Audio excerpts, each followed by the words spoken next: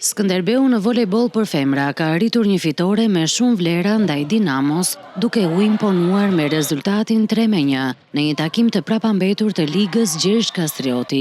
Ndeshja nisi mjaft e luftuar me setin e parë që u vendos vetëm në pikët e fundit, aty ku vajzat korçare treguan më shumë qetësi dhe saktësi, duke e fituar 25-20. Dinamo reagoi në setin e dytë duke shfrytëzuar gabimet e Skënderbeut dhe duke barazuar shifrat pas fitores 21-25.